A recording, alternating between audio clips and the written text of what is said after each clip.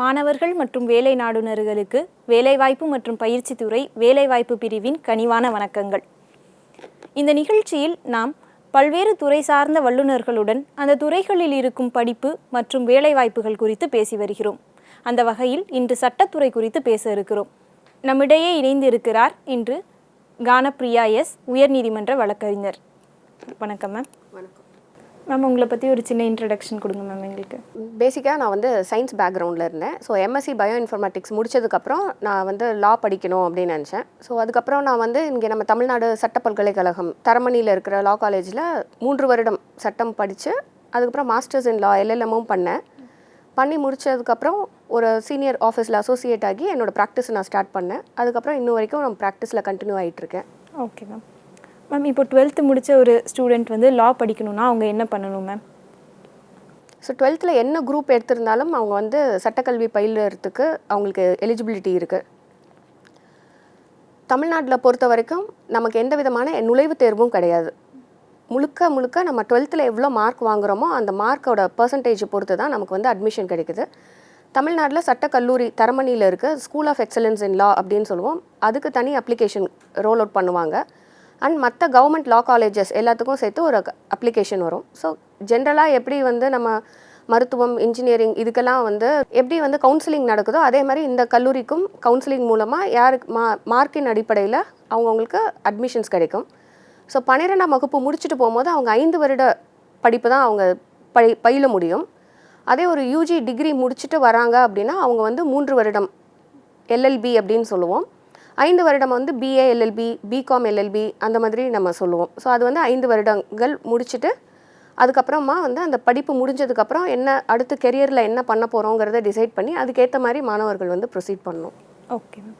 Ma'am, இப்போ நான் ஒரு 12th முடித்த ஒரு ஃப்ரெஷ் ஸ்டூடெண்ட். ஸோ எனக்கு வந்து எந்த ஸ்ட்ரீம் எடுக்கிறது அப்படின்ற ஐடியா இப்போ இல்லைனா என்னோடய ஸ்வாட் அனாலிசிஸில் நான் என்னென்ன கொஸ்டின் வச்சா நான் லாயருக்கு ஓகேவா இல்லையா அப்படின்னு சொல்லிட்டு டிசைட் பண்ணலாம் மேம். ஸோ இந்த அனாலிசிஸ் அப்படிங்கிறது நம்ம இன்றைக்கி நம்மளுடைய மனநிலை எப்படி இருக்குது, நம்மளுடைய ஆசைகள் எப்படி இருக்குது அப்படிங்கிறத பொறுத்து தான் நம்ம வந்து ஒரு கேள்விக்கு வந்து நம்ம பதில் சொல்லுவோம். ஸோ அந்த அடிப்படையில் நம்ம ஒரு கெரியர் சூஸ் பண்ணுறது அப்படிங்கிறது ஒரு 50-50 இல்லை 60-40 அப்படின்னு வச்சுக்கலாம்.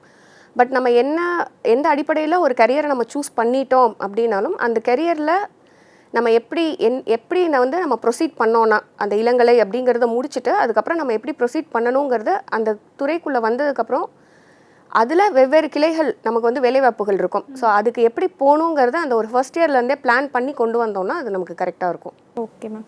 ஸோ லா படிக்கணும் அப்படின்னா இந்த ஸ்பெஷல் ஸ்கில்ஸ் இருக்கணும் அப்படின்ற மாதிரி ஏதாவது? நிறையா ரீட் பண்ணிக்கிட்டே இருக்கணும். அப்படி இருக்கும்பொழுது நமக்கு வாசித்தல் அப்படிங்கிறது ஜாஸ்தி இருக்கணும். எப்படி வந்து ஒரு ஜட்ஜு சொல்லியிருக்காங்க ஒரு 30 பக்கம் இருக்கலாம், 300 பக்கம் இருக்கலாம். ஸோ அதை வந்து நம்ம வாசித்தல் அப்படிங்கிறது நமக்கு இருக்கணும். High court practice, supreme court practice அப்படிங்கும் போது கொஞ்சம் இங்கிலீஷ் நாலேஜ் நல்லா இருக்கணும். தீர்ப்புகள் அண்ட் அங்கே கோர்ட் லாங்குவேஜ் அப்படின்னு சொல்கிறது பேசிக்காக இங்கிலீஷ் தான் வச்சுருக்கோம். ஏன்னா ஒரு வழக்கறிஞர் இங்கேருந்து இன்னொரு ஊருக்கு போய் வாதாடுவாங்க. ஸோ அது வந்து காமனாக நமக்கு இருக்கிறது வந்து இங்கிலீஷ் நாலேஜ் நல்லா இருக்கணும். ஸோ இங்கிலீஷ் தான் நமக்கு வந்து அட்மினிஸ்ட்ரேட்டிவ் லாங்குவேஜ் இந்த கோர்ட் அப்படிங்கிறது நமக்கு இருக்குது. ஸோ இங்கிலீஷ் நாலேஜ் நமக்கு நல்லா இருக்கணும். ஸோ லாங்குவேஜ் ஸ்கில்ஸ் பேசிக்காக, அடுத்து ரீடிங் ஸ்கில்ஸ் இருக்கணும். அப்புறம் ஒரு விஷயத்தை நம்ம எப்படி அப்ரோச் பண்ணுறோம், அதை வந்து நம்ம எவ்வளோ ஸ்ட்ராங்காக சொல்லணும் அப்படிங்கிறதுக்காக நம்ம அதை எடுத்து சொல்கிறதுக்காக. ஏன்னா நமக்கு கோர்ட்டில் இருக்கிற நேரம் அப்படிங்கிறது குறைவு. நம்ம வளவள அப்படின்னு நம்ம சொல்லிகிட்டு இருக்க முடியாது. டு த பாயிண்ட் நம்ம எப்படி பேசணும், கிறிஸ்பாக, அதாவது சின்ன நேரத்துக்குள்ளே நிறைய விஷயங்களை எப்படி கரெக்டாக சொல்ல முடியும் அப்படிங்கிற ஸ்கில்லையும் நம்ம வளர்த்துக்கணும். Okay ma'am. மேம், இப்போது லா படிக்கிறதுக்கு ஆல் இண்டியா லெவலில் என்ட்ரன்ஸ் எக்ஸாம்ஸ் அதை பற்றி கொஞ்சம் சொல்லுங்கள் மேம். நம்ம ஃபஸ்ட்டே பேசணும். ஸோ நம்ம தமிழ்நாட்டில் வந்து ஒரு கல்லூரியில் சேரணும் அப்படின்னா நுழைவுத் தேர்வு இல்லை. ஆனால் ஒரு தனியார் நிறுவனங்கள் வைத்திருக்கிற கல்லூரிகளில் சேரணும்னா அந்தந்த தனியார் கல்லூரிகள் அவங்களுக்குன்னு ஒரு நுழைவுத் தேர்வு வச்சுருக்காங்க. அதேமாதிரி சென்ட்ரல் லெவலில் நமக்கு சென்ட்ரல் யூனிவர்சிட்டிஸ் அப்படின்னு சொல்கிறோம், நேஷ்னல் லா யூனிவர்சிட்டி அப்படின்னு இருக்குது. ஸோ இந்த 2 பல்கலைக்கழகங்களுக்கும் எப்படி போகிறோம் அப்படின்னா நம்ம நேஷ்னல் லா யூனிவர்சிட்டிக்கு கிளாட் அப்படின்னு ஒரு நுழைவுத் தேர்வு இருக்குது. அது வந்து காமன் லா ஆப்டிடியூட் டெஸ்ட் அப்படின்னு சொல்கிறோம். ஸோ ஆப்டிடியூடுங்கிற வார்த்தையிலேருந்தே தெரிஞ்சிருது நமக்கு வந்து நம்மளோட திங்கிங், ரீசனிங் ஸ்கில்ஸ் எப்படி இருக்குங்கிறத தான் அதை அடிப்படையாக டெஸ்ட் பண்ணுவாங்க கிளாட் அப்படிங்கிற என்ட்ரன்ஸில். அடுத்து சென்ட்ரல் யூனிவர்சிட்டியில் லா படிக்கணும் அப்படின்னா CUET அப்படின்னு ஒரு என்ட்ரன்ஸ் எக்ஸாம்ஸ் இருக்குது. ஸோ இந்த 2 நுழைவுத் தேர்வுகள் வந்து இந்த மாதிரி பெரிய இன்ஸ்டியூஷனில் சென்ட்ரல் யூனிவர்சிட்டிஸில் நம்ம படிக்கிறதுக்காக. இது தவிர சில இந்த கல்லூரிக்கு தான் போகணும், இப்போ டெல்லி லா காலேஜில் போய் நம்ம சேரணும் அப்படின்னா AILET அப்படின்னு ஒரு நுழைவுத் தேர்வு இருக்குது. இந்த மாதிரி பல்கலைக்கழகம் சார்ந்த நுழைவுத் தேர்வுகளும் இருக்குது. அது தவிர ஒவ்வொரு மாநிலங்கள்லேயும் இப்போ தமிழ்நாட்டில் நமக்கு நுழைவுத் தேர்வு இல்லைன்னு பார்த்துட்டோம். ஆனால் மகாராஷ்டிரா, தெலுங்கானா இந்த மாதிரி மாநிலங்கள் வாரியாக அங்கேயும் நுழைவுத் தேர்வுகள் இருக்குது. மேம் இப்போ லைக் நம்ம வேறு ஸ்டேட்டோட காலேஜ்லேயோ இல்லை சென்ட்ரல் யூனிவர்சிட்டிஸ்லேயோ படிச்சுட்டு வந்தால் இங்கே ஸ்டேட்டில் லா ப்ராக்டிஸ் பண்ணுறது அது எல்லாமே ஓகேவாக இருக்குமா மேம்? லைக் இல்லை மாநில அளவில் கல்லூரியில் படித்தாதான் மாநிலத்தில் ப்ராக்டிஸ் பண்ண ஈஸியாக இருக்கும் அப்படின்ற மாதிரி இருக்கும் அப்படிங்கிறது இல்லை. நம்ம வந்து சட்டப்படிப்பை எந்த கல்லூரியில் வேணாலும் முடிக்கலாம், இந்தியாவுக்குள்ளே எங்கே வேணாலும். ஸோ இந்தியாவுக்குள்ளே நம்ம எந்த கல்லூரியில் எந்த மாநிலத்தில் படிச்சிருந்தாலும் ஆல் இண்டியா பார் என்ட்ரன்ஸ் அப்படின்னு ஒன்று நடத்துவாங்க. ஸோ அந்த பார் என்ட்ரன்ஸ் எக்ஸாம் எழுதிட்டு நம்ம எந்த மாநிலத்தில் நம்ம ப்ராக்டிஸை கண்டினியூ பண்ணணும்னு நினைக்கிறோமோ, இப்போ நான் தமிழ்நாட்டில் இருந்திருப்பேன், நான் போய் டெல்லியில் படிச்சிருப்பேன், நான் டெல்லியிலேயே ப்ராக்டிஸ் பண்ணணும் அப்படின்னு நினச்சேன்னா என்னோட இந்த ஆல் இண்டியா பார் என்ட்ரன்ஸ் அப்படிங்கிறத முடிச்சுட்டு டெல்லியில் இருக்க பார் கவுன்சிலில் நான் போய் என்னை என்ரோல் பண்ணிக்கணும். அப்போ நான் டெல்லியில் ப்ராக்டிஸ் பண்ணுறதுக்கு எனக்கு தகுதி இருக்குது. அப்போ அங்கே வந்து நான் வக்காலத்து இதெல்லாம் போடலாம், ஒரு கேஸை ஒருத்தருக்காக ரெப்ரசன்ட் பண்ணுறான் அப்படின்னா. அதே நான் சென்னையில் பண்ணணும் அப்படின்னா சென்னை தமிழ்நாடு, நம்மளுக்கு வந்து தமிழ்நாடு பாண்டிச்சேரி பார் கவுன்சில் இருக்குது. ஸோ அதில் வந்து நான் என்ரோல் பண்ணணும். அந்த மாதிரி ஒவ்வொரு மாநிலத்திற்கும் அங்கே இருக்க பார் கவுன்சிலில் என்ரோல்மெண்ட் பண்ணிவிட்டு நம்ம அங்கே இருக்கிற கோர்ட்டில் வந்து ப்ராக்டிஸ்க்கு போகலாம். Okay ma'am. இப்போ நம்ம இந்தியாவில் லா படிச்சுட்டு வெளியில் ப்ராக்டிஸ் பண்ணுறதோ இல்லை வெளியில் லா படிச்சுட்டு இந்தியாவில் ப்ராக்டிஸ் பண்ணுறது இந்த மாதிரியான வாய்ப்புகள் கூட இருக்கா மேம்? கண்டிப்பாக இருக்குது. நம்ம இங்கே படிச்சுட்டு வெளிநாடுகளுக்கு போகிறோம் அப்படின்னா அங்கே அவங்க அதுக்கு ஒரு தகுதி தேர்வு மாதிரி வைப்பாங்க.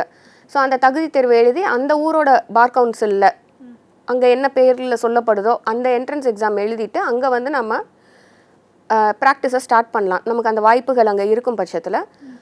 வேறு இந்தியாவுக்கு ஃபாரினில் படிச்சுட்டு இங்கே வர்றாங்க அப்படின்னாலுமே இங்கே இதுக்குன்னு ஒரு தகுதி தேர்வு நடத்துகிறாங்க ஆல் இண்டியா பாரில். அந்த தகுதி தேர்வை எழுதிட்டு அவங்க எங்கே வந்து ப்ராக்டிஸை ஸ்டார்ட் பண்ணணும்னு நினைக்கிறாங்களோ அங்கே பண்ணுறான். Okay ma'am. இப்போ மாணவர்களோட பயன்பாடுகளுக்காக ஸ்காலர்ஷிப்ஸ் அந்த மாதிரியான ஆப்பர்ச்சுனிட்டிஸ் எல்லாம் இருக்குங்களா மேம்? ஸ்காலர்ஷிப் வந்து அந்தந்த கல்லூரிகள் கொடுக்கறது தான். இந்த நுழைவுத் தேர்வு எழுதுறதுனால அதில் ஸ்காலர்ஷிப் அப்படிங்கிறது இல்லை. அந்தந்த கல்லூரிகளில் கண்டிப்பாக எல்லா கல்லூரிகள்லையுமே ஸ்காலர்ஷிப் கொடுக்குறாங்க. நம்ம தமிழ்நாட்டில் எடுத்துக்கிட்டிங்கன்னா நம்ம சட்ட பல்கலைக்கழகத்துலேயும் நிறையா ஸ்காலர்ஷிப் ஸ்டூடெண்ட்ஸுக்கு கொடுத்துட்டு தான் இருக்காங்க. ஸோ அந்த காலேஜுக்குள்ளே நம்ம போகும்போது என்னென்ன ஸ்காலர்ஷிப் இருக்குது அப்படிங்கிறத நம்ம தெரிஞ்சுக்கிட்டு அதுக்கு நம்ம எலிஜிபிலிட்டி இருக்குது அப்படின்னா அப்ளை பண்ணலாம்.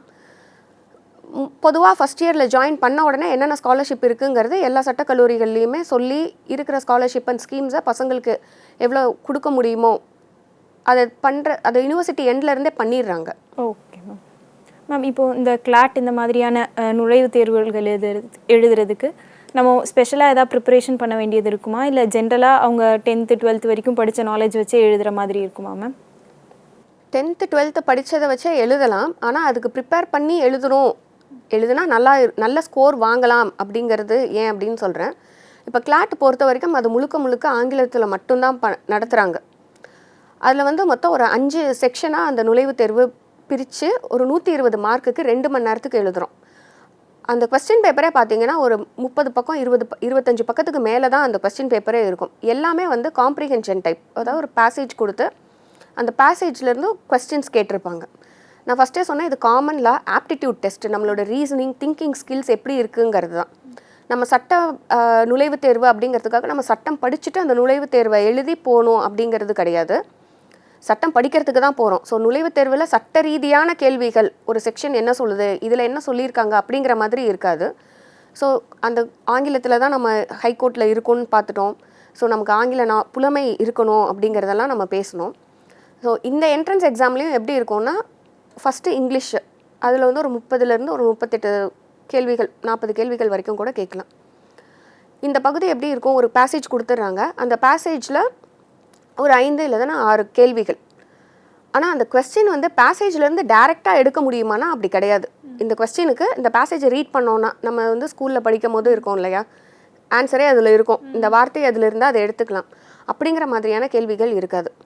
இந்த பேசேஜில் இந்த ஆத்தர் ஆஃப் த பேசேஜ் என்ன சொல்ல வராரு, என்ன நினச்சி இந்த லைனை சொல்லியிருக்காங்க, இந்த பேசேஜோட மொத்த கண்டென்ட் என்ன அப்படிங்கிற மாதிரி நம்ம ரீசனிங் நம்ம யோசித்து அந்த இடத்துல எழுதுகிற மாதிரி இருக்கும்.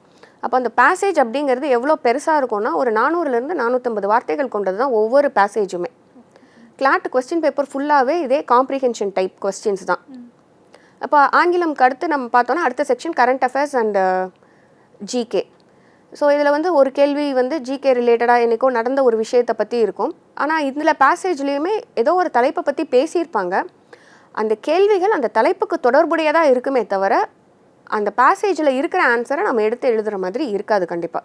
ஸோ அதுக்கு நம்ம டெய்லி நம்ம நியூஸ் பேப்பர் படிக்கிறது, இது ரிலேட்டடாக வந்து வேறு என்னென்ன இன்சிடென்ட்ஸ் நடந்திருக்கு, முன்னாடி எப்படிலாம் கோர்ட்டில் என்ன ஜட்ஜ்மெண்ட்ஸ், என்ன ஒரு இப்போ ஒரு தண்டி யாத்திரையே எடுத்துக்கிட்டோன்னா அதுக்கு ஏதாவது கேசஸ் இருக்கா, இல்லை நம்ம ஜென்ரல் டயர் பற்றி படிக்கிறோம், இதெல்லாம் வந்து ஒரு வருஷம் கொஸ்டின் பேப்பரில் கேட்டிருந்தாங்க அந்த இன்சிடென்ட்டை பற்றிலாம், ஜாலியன் வாலாபாக் பற்றிலாம்.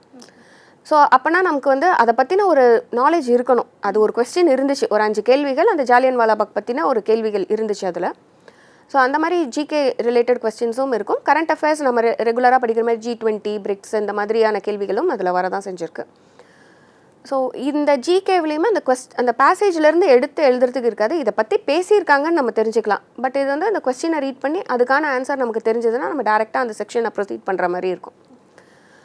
அடுத்தது வந்து லீகல் ரீசனிங். லீகல் ரீசனிங்கில் வந்து இதுவும் அகெயின் ஒரு பேசேஜ் தான். இப்போ லா ஆஃப் கான்ட்ராக்ட் இருக்குது, லா ஆஃப் டாட் இருக்குது, கான்ஸ்டியூஷன் பற்றின கேள்விகள் அப்படின்னா இந்த சரத்து ஆர்டிகல் 226 என்ன சொல்லுது, இல்லை ஆர்டிகல் 32 அப்படிங்கிற மாதிரி அதை பற்றி கொடுத்துட்டு அப்படி கேட்டிருக்க மாட்டாங்க. 226 என்னென்ன பவர்ஸ் எல்லாம் கொடுத்துருக்காங்க, எப்படி நம்ம ஹைகோர்ட் போகிறோம், சுப்ரீம் கோர்ட்டோட பவர்ஸ் என்ன, இந்த பேஸ் பண்ணி ஏதாவது ஒரு இன்சிடெண்ட் மாதிரி ஒன்று கொடுத்துருப்பாங்க. ஒரு ப்ரெஸ் ரிலீஸ் இந்த மாதிரி ஆச்சு, இது வந்து தப்புன்னு சொல்லி இன்னொருத்தர் ஏதோ வழக்கு தொடர்னார், இந்த மாதிரி ஒரு சின்ன கதை மாதிரி ஒரு இன்சிடெண்ட் ஏதாவது கொடுத்துருப்பாங்க. அந்த இன்சிடெண்ட்டை பேஸ் பண்ணி கொஸ்டின்ஸ் இருக்கும். இதில் வந்து இவரோட ரைட்டு பாதிக்கப்பட்டுச்சா இல்லையா, பாதிக்கப்பட்டுச்சுங்கிறது இருக்காது. பட் இந்த ஒரு ஆர்டிக்கல் சொல்லிட்டாங்க, இதில் வந்து ஈக்குவாலிட்டி அப்படின்னு சொல்லியிருக்காங்கன்னா ஒரு லைன் இருக்குது. அப்போ அதை பற்றி பேசும்போது நமக்கு தெரிஞ்சது இவங்களுக்கு ஒரு ரைட் இருக்கும். இப்போ ரைட் வயலேட் ஆச்சுன்னா நம்ம வர்றோம். ஸோ அதை பற்றின அந்த மாதிரி பேசிக்கான புரிதல் இருந்ததுன்னா போதும். அந்த பேசேஜை தாண்டி வெளியே இருந்து நம்ம எதுவுமே யோசித்து எழுத வேண்டியதே இருக்காது. அந்த பேசேஜில் கொடுத்த கண்டென்ட்டுக்குள்ளே தான் நம்மளோட ஆன்சர் இருக்குது. ஆனால் அது நம்மளோட வெளிப்படையான கண்களுக்கு தெரிஞ்ச மாதிரி டு த பாயிண்ட்டாக அந்த ஆன்சர் இருக்காது. ஸோ கொடுத்துருக்க சாய்ஸஸில் நமக்கு காம்படிட்டிவ் எக்ஸாம்னாலே தெரியும், நமக்கு கிட்டத்தட்ட எல்லாமே ஒரே மாதிரியான ஆன்சர் இருக்க மாதிரி தான் இருக்கும். சரியான ஆன்சர் எது அப்படிங்கிறத நம்ம சூஸ் பண்ணி எழுதுகிற மாதிரி இருக்கும். ஸோ லீகல் செக்ஷன் முடிஞ்சதுக்கப்புறம் பார்த்திங்கன்னா லாஜிக்கல் ரீசனிங்.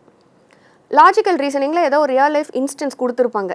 ஒரு கம்பெனியில் இந்த மாதிரி ப்ராப்ளம் இருந்துச்சு, இன்னொரு கம்பெனியில் அதே ப்ராப்ளம் இருந்துச்சு, ஆனால் அதை இப்படி ஓவர் கம் பண்ணாங்க அப்படிங்கிற மாதிரி ஒரு இன்ஸ்டன்ஸ் கொடுத்துருக்கலாம். அந்த இன்ஸ்டன்ஸ்லேருந்து இவங்க எப்படி இதை சால்வ் பண்ணாங்க, இதை எப்படி பண்ணியிருக்கலான்னு இவங்களுக்குள்ள ஒரு டிஸ்கஷன் நடந்துச்சுங்கிற மாதிரியான கேள்விகளும் வந்திருக்கு.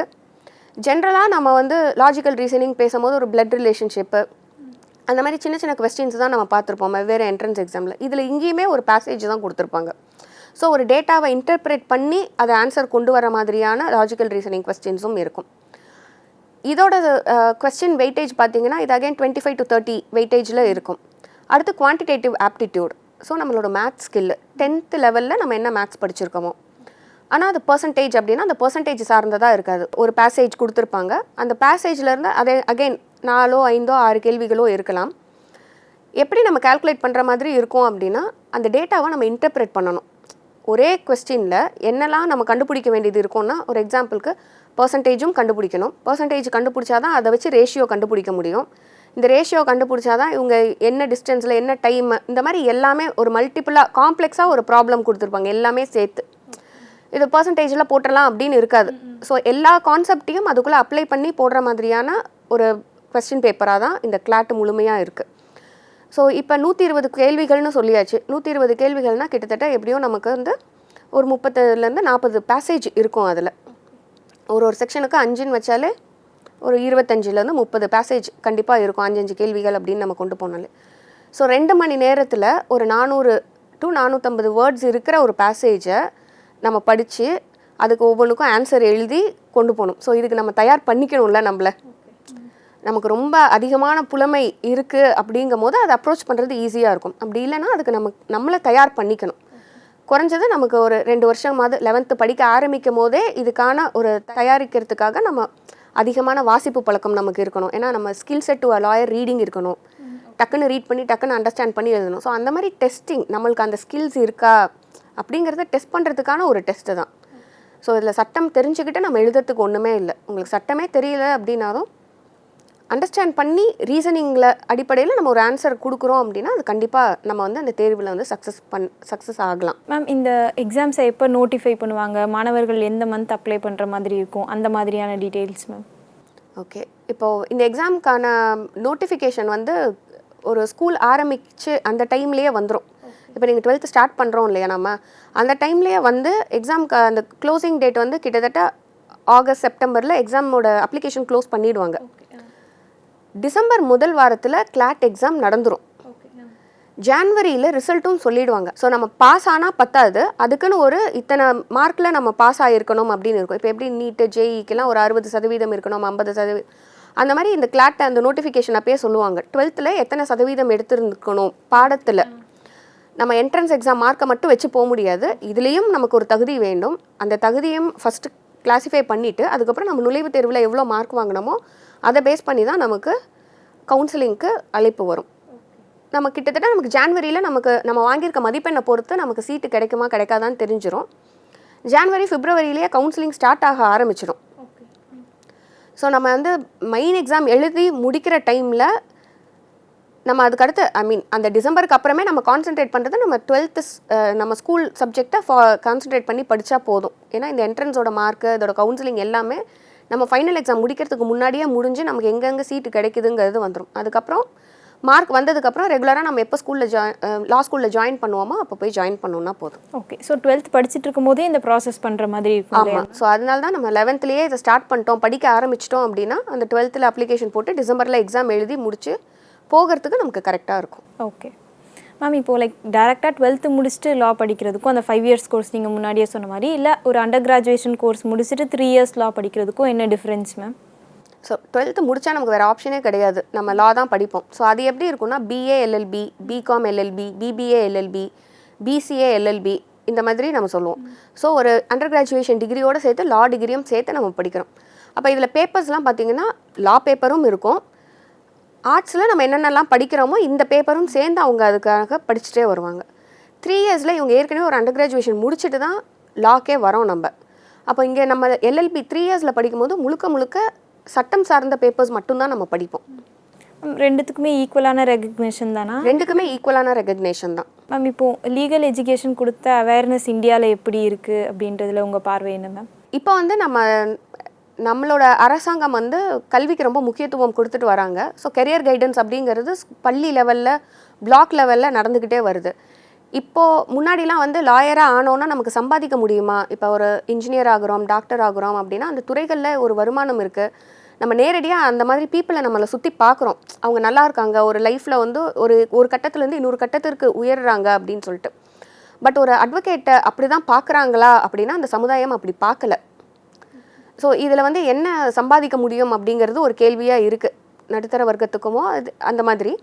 ஸோ அப்படி பார்க்கும்போது இது வந்து நிறைய பேரால் இந்த லாவை நம்ம சூஸ் பண்ணணும் அப்படிங்கிற ஒரு அவேர்னஸ் இல்லை.